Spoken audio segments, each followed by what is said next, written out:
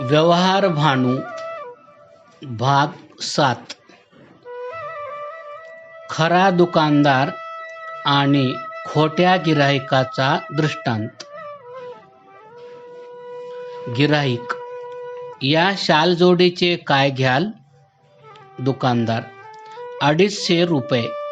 गिराहिक: 200 घ्या. दुकानदार: जा जा, तुमच्यासाठी येथे माल नाही.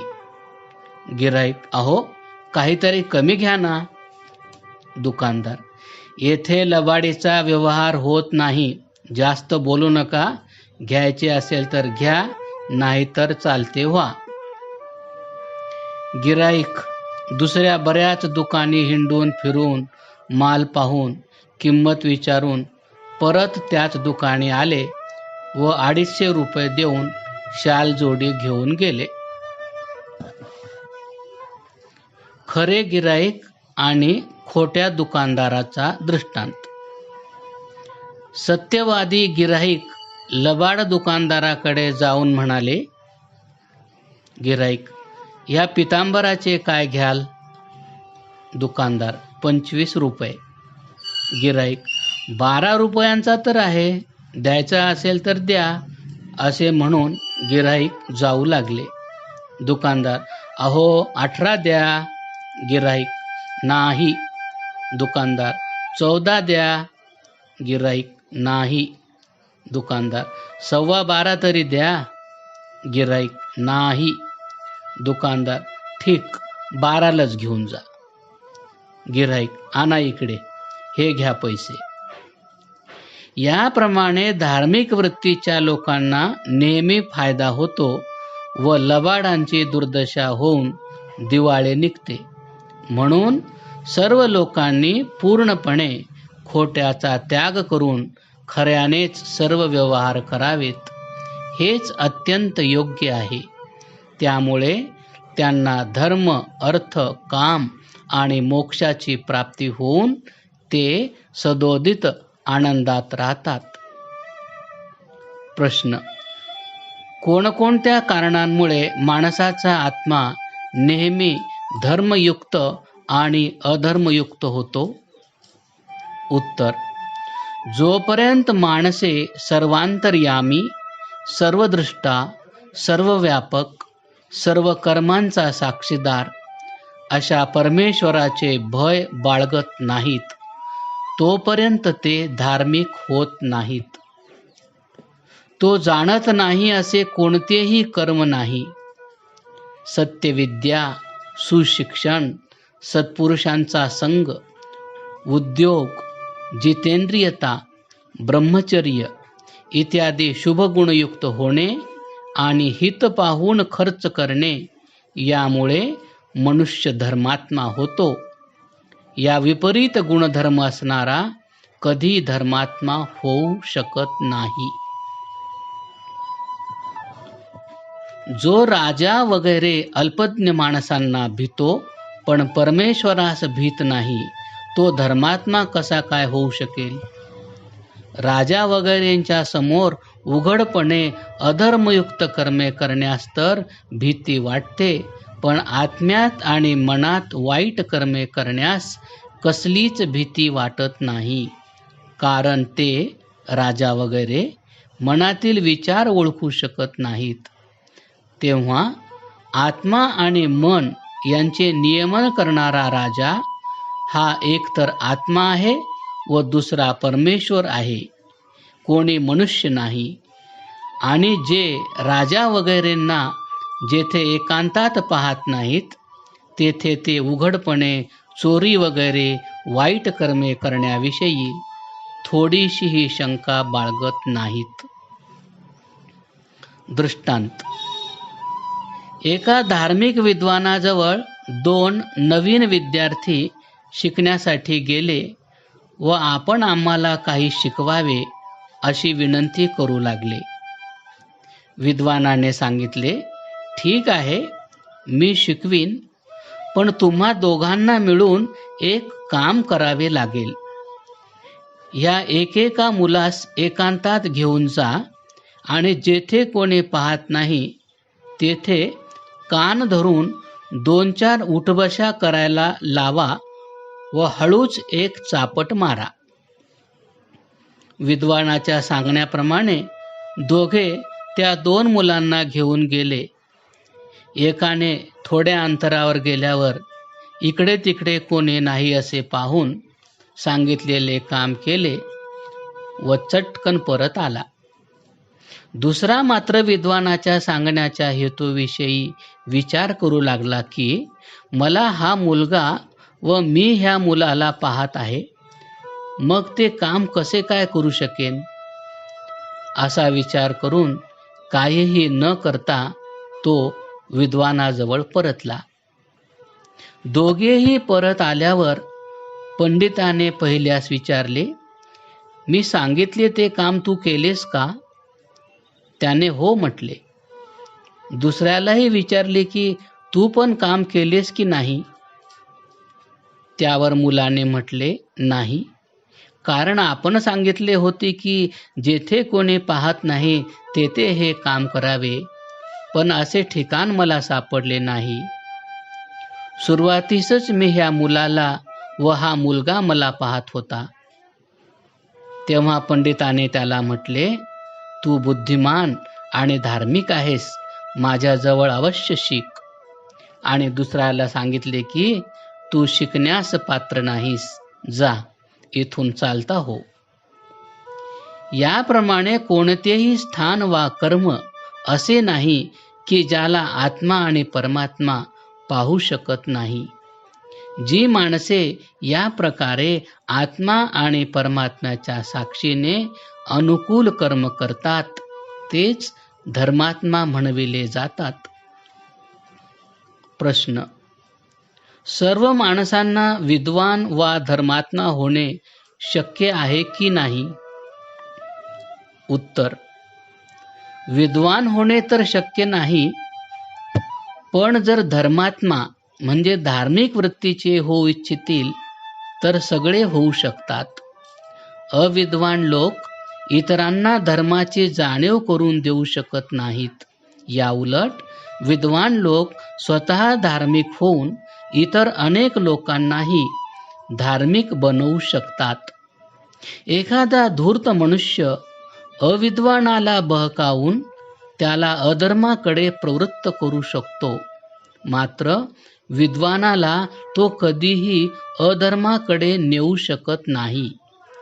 जसे पाहू शकणारा मनुष्य कधी विहिरीत पडत नाही, पण आंधळा मात्र पडण्याचा संभव असतो, तसे विद्वान सत्य असत्याला समजून त्यावर स्थिर म्हणजे अढळ राहू शकतात, मात्र अविद्वान तसे योग्य प्रकारे स्थिर राहू शकत नाहीत.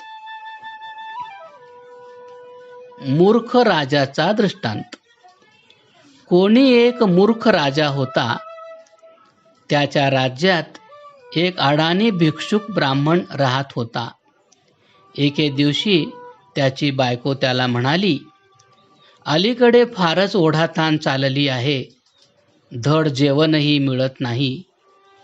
तुम्ही दानाध्यक्षाकडे तरी जा, तो तुम्हाला राजाकडे काही जप अनुष्ठानाचे काम लावून देईल. त्याप्रमाणे त्याने केले. जेव्हा त्याने दानाध्यक्षाकडे जाऊन आपली परिस्थिती सांगितली व काहीतरी पोटापाण्याची व्यवस्था करण्याची विनंती केली, तेव्हा तो म्हणाला, दानाध्यक्ष, मला काय देशील? भिक्षुक, जे तुम्ही मागाल ते. दानाध्यक्ष, अर्धम अर्धम स्वाहा. भिक्षू, महाराज, मला समजले नाही, तुम्ही काय म्हणालात? दानाध्यक्ष, जर तू अर्धे मला देशील व अर्धे तू घेशील तर तुझ्या उपजीविकेची सोय करू. भिक्षुक, जशी तुमची मर्जी असेल तसे करा. दानाध्यक्ष, ठीक आहे, चल राजाकडे. भिक्षुक, चला. राजाचा दरबार स्तुती पाठकांनी गच्च भरला होता. दोघेही तेथे गेले. तेव्हा दानाध्यक्षाने म्हटले, महाराज, हा गो ब्राह्मण आहे. याला काहीतरी जीविका द्यावी, हा आपले अनुष्ठान म्हणजे जप जाप्य करेल. राजा: ठीक आहे, आपण म्हणता तसे करू. दानाध्यक्ष: 10 रुपये मासिक मिळाले पाहिजेत. राजा: फारच छान. दानाध्यक्ष: 6 महिन्यांचे अगोदर आगाऊ मिळावेत ही विनंती. राजा: ठीक आहे, कोषाध्यक्षजी, याला 6 महिन्यांचे वेतन देऊन टाका. कोषाध्यक्ष: जशी आज्ञा. जेव्हा भिक्षुक पैसे घेण्यासाठी गेला तेव्हा कोषाध्यक्ष त्याला म्हणाला, मला काय देशील? भिक्षुक: आपणही 1-2 रुपये घ्या. कोषाध्यक्ष: छे छे, 10 पेक्षा कमी घेणार नाही, नाहीतर आज पैसे मिळणार नाहीत, नंतर ये. तोपर्यंत दानाध्यक्षाने एका नोकराला भिक्षुकाकडे पाठवून त्याला आपल्याकडे घेऊन येण्यास सांगितले. तोपर्यंत कोषाध्यक्षाने त्याच्याकडून 10 रुपये लुबाडले होते. 50 रुपये घेऊन तो जाऊ लागला. वाटेत नोकर: मला पण काहीतरी दे. भिक्षुक: अरे बाबा, तूही 1 रुपया घे. नोकर: आणा. दोघे दारात आल्यावर शिपायांनी अडविले. शिपाई: तू कोण आहेस? काय घेऊन चाललास? नोकर: मी दानाध्यक्षांचा नोकर आहे. शिपाई: हा कोण आहे? नोकर: जपानुष्ठानी. शिपाई: काही मिळाले? नोकर: यालाच माहीत. शिपाई: सांग बाबा, काय मिळाले ते? भिक्षुक: जेवढे तुम्हा लोकांपासून शिल्लक राहून घरी पोचले तेच मिळाले. शिपाई: आम्हाला पण काही देऊन जा. भिक्षुक: घे 8 आणे. शिपाई: आण इकडे. तोवर दानाध्यक्षाला वाटले की भिक्षुक पळून तर नाही गेला. ते पाहण्यासाठी त्याने दुसऱ्या नोकराला पाठविले. तितक्यात पहिला नोकर व भिक्षुक तेथे पोचले. दानाध्यक्ष: आण पैसे, कोठे आहेत? भिक्षुक: हे 48 रुपये आहेत. दानाध्यक्ष: वा वा, 12 रुपये कुठे गेले? भिक्षुकाने घडलेला वृत्तांत सांगितला. तेव्हा दानाध्यक्ष: अरे अरे, 4 माझे गेले व तुझे 8 गेले. भिक्षुक: ठीक आहे, जशी आपली इच्छा. उरलेले 26 रुपये दानाध्यक्षाने घेतले व 22 रुपये भिक्षुकाने घेऊन सांगितले, मी आता घरी जातो, अनुष्ठानासाठी उद्या येईन. दुसऱ्या दिवशी तो आल्यावर दानाध्यक्षाने त्याला सांगितले, तू नदीवर जाऊन राजासाठी जप कर. हे सोवळे, उपकरणे, पंचपाळे, जपमाळ आणि गोमुखी घे. भिक्षुक ते सर्व घेऊन गंगेवर गेला व स्नान केल्यावर माळ घेऊन जपासाठी बसला. त्याने विचार केला की दानाध्यक्षाने जे म्हटले होते तोच मंत्र असावा. असे समजून तो मूर्ख सरकमाला खटक मन का, मैं राजा का जप करूं, मैं राजा का जप करूं, मैं राजा का जप करूं, हा जप म्हणू लागला. ते पाहून दुसऱ्या एका मूर्खाने विचार केला की त्याची सोय झाली, आपलीही होईल, चला. असे म्हणून तो गेल्यावर त्याचेही काम झाले. निघते वेळी दानाध्यक्षाने सांगितले की तू जा, जसा तो करतो तसे तू कर. तो गेला व त्याच्यासारखेच आसनावर बसून सांगितल्याप्रमाणे जप करू लागला. तू करे सो मैं करू, तू करे सो मैं करू, सो मैं करू. अशा प्रकारे तिसऱ्या धूर्तानेही आपली वर्णी लावून घेतली. तो निघते वेळी दानाध्यक्षाने त्याला सांगितले, जोपर्यंत निभेल तोपर्यंत करत राहा. तोही त्याच्या सांगण्यास मंत्र समजून तेथे जाऊन जप करू लागला. ऐसा निभेगा कब तक, ऐसा निभेगा कब तक, ऐसा निभेगा कब तक. याप्रमाणेच कोणी चौथी मूर्खही सर्व सोय करून गंगेवर जात असता दानाध्यक्षाने त्याला म्हटले, जोपर्यंत निभेल तोपर्यंत निर्वाह कर.